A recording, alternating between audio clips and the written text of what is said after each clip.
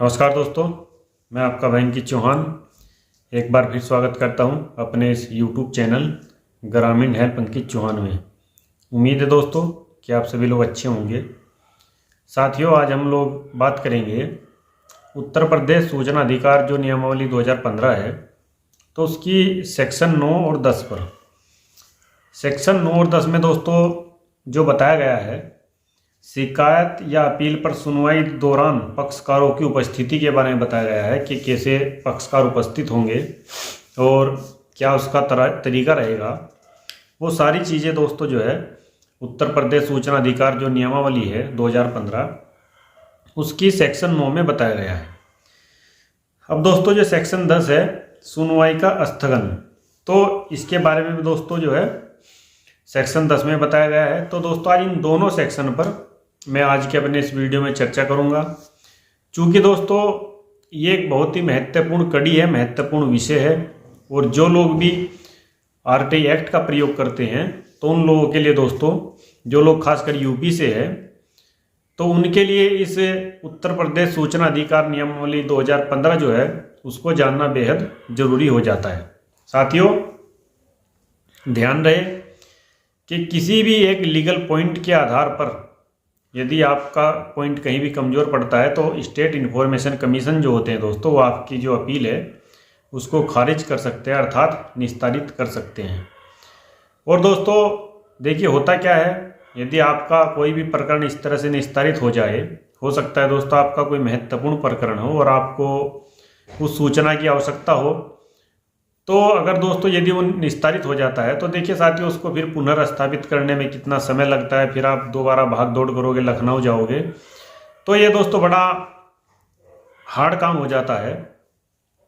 चूँकि दोस्तों ज़्यादातर लोगों को हमने देखा है कि वो लोग आरटीआई तो फाइल कर देते हैं, लेकिन दोस्तों आरटीआई की ये जो एक लड़ाई है, इसको आप जब अंतिम पायदान तक लड़ते हो, मतलब इसको जब आप स्टेट इन्फॉर्मेशन कमीशन तक जो है दोस्तों जाते हो, तो बहुत सारे लोग ऐसे हैं कि वो आयोग तक ही नहीं पहुंच पाते और उसको बीच में ही छोड़ देते हैं। तो दोस्तों इसीलिए कानून की एक बेसिक जानकारी दोस्तों आपके पास होना जरूरी है। ठीक है, आपको आरटीआई एक्ट के बारे में यदि थोड़ा सा पता है, आप मतलब आवेदन कर सकते हैं और आप प्रथम अपील कर सकते हैं, सेकेंड अपील भी फाइल कर सकते हैं। लेकिन दोस्तों आपको जो है, जो इसके साथ ये नियमावली है जो इसके साथ साथ चल रही है उत्तर प्रदेश के अंदर, इसके बारे में भी अगर आपको थोड़ा पता होगा तो दोस्तों आपका जो पक्ष है वो मजबूत रहेगा स्टेट इन्फॉर्मेशन कमीशन के समक्ष, और दोस्तों आप अपनी बात जो है एक मजबूत ढंग से वहाँ पर रख पाओगे। तो दोस्तों चलिए शुरू करते हैं। साथियों, यदि वीडियो को आप लोगों ने जो है हमारे शेयर ना किया हो तो शेयर कर दीजिए, और दोस्तों चैनल को हमारे सब्सक्राइब कर लीजिए। यही दोस्तों, चूँकि मैं कई बार बोलता भी नहीं और दोस्तों है वीडियो में बोल भी देता हूँ। खैर साथियों, ये तो हो गई एक बात। तो दोस्तों मैं आपको सेक्शन 9 में जो लिखा है उसके बारे में आपको बता रहा हूँ। देखिए दोस्तों,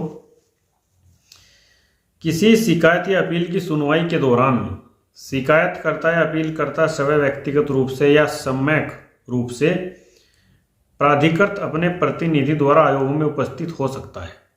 देखिए दोस्तों, सपोज कीजिए आपने स्टेट इन्फॉर्मेशन कमीशन लखनऊ में कोई अपील दायर की है, सेकंड अपील धारा 19(3) के तहत।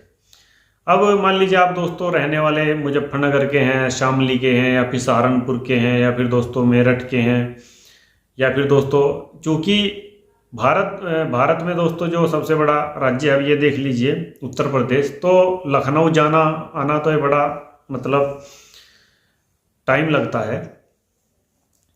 तो यदि ऐसी स्थिति में दोस्तों इस नियमावली में आपको ये सहूलियत दी गई है कि आप उस आयोग में जो है सुनवाई के दौरान अपनी जो है तरफ से सुनवाई में हिस्सा लेने के लिए अपना एक प्रतिनिधि नियुक्त कर सकते हैं।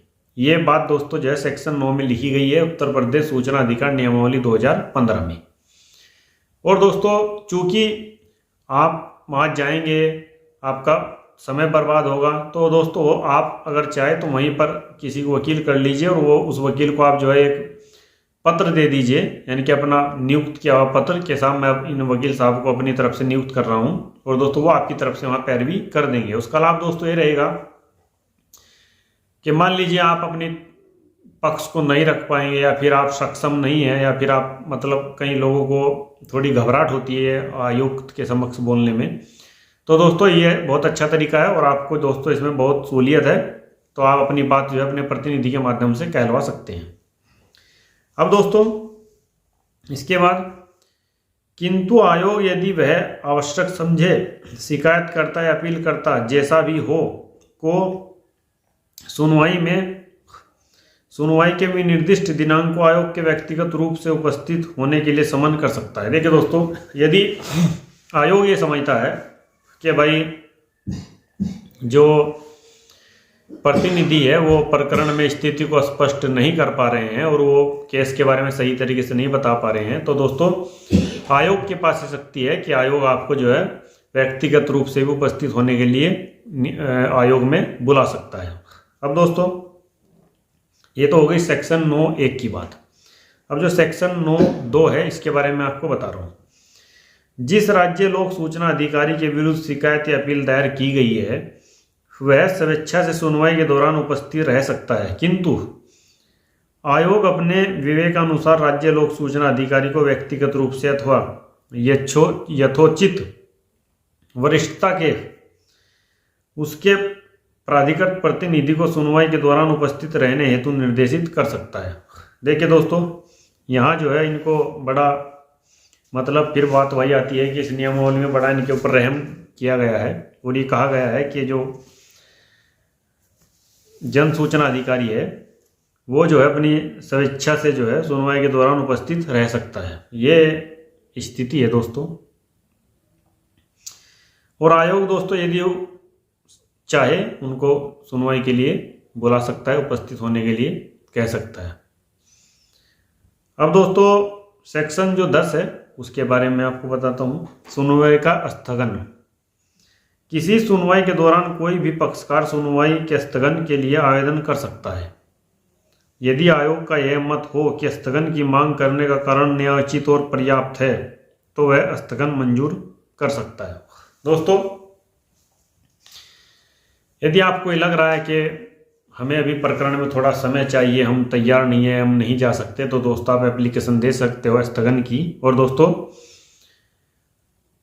ये एप्लीकेशन देने के बाद दोस्तों देखिए आयोग इस बात पर सोचेगा, विचार करेगा, पत्रावली का अवलोकन करेगा, उसके बाद ही दोस्तों कोई स्थगन आदेश जो है पारित करेगा।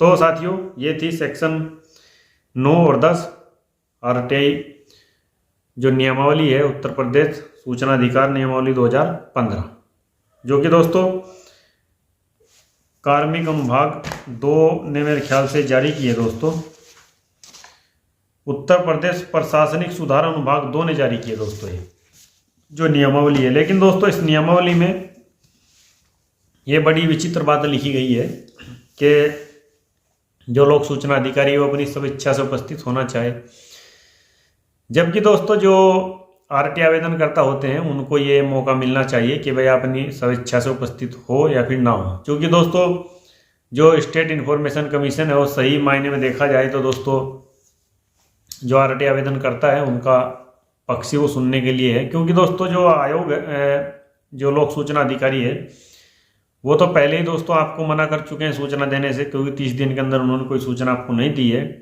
तो आयोग को उनसे बुलाकर पूछना चाहिए उनको, जो जन सूचना अधिकारी महोदय या फिर अपील अधिकारी है, कि भाई आप जो है लोगों को सूचना क्यों नहीं दे रहे हो, कानून का उल्लंघन क्यों कर रहे हो। तो आयोग को जो है दोस्तों उन लोगों से पूछना चाहिए। लेकिन दोस्तों अब ये एक सिस्टम की विडंबना है। अब इसमें क्या कहा जा सकता है, सिस्टम में बैठे लोग और तमाम जो अनैतिक कार्य दोस्तों ये लोग करते हैं, अब फिर पीछे जो लाइन लगी है दोस्तों इन सब पर जो है मोहर लगाती जाती है। तो खैर दोस्तों अब ज़्यादा तो क्या बोलना, दोस्तों फिर मुलाकात होगी किसी दूसरे वीडियो में, और आज के लिए इतना ही। साथियों मैं हूं अंकित चौहान, यूट्यूब चैनल ग्रामीण हेल्प अंकित चौहान से। हमने आज फिर अपनी फंडामेंटल ड्यूटी का पालन किया है और अपनी एक जो संवैधानिक ड्यूटी है दोस्तों, एक सिटीजन होने के नाते मैं इसको अपनी ड्यूटी समझता हूँ, तो मैं इसका पालन कर रहा हूँ इस यूट्यूब चैनल के माध्यम से। तो जल्दी दोस्तों आपसे मुलाकात होगी।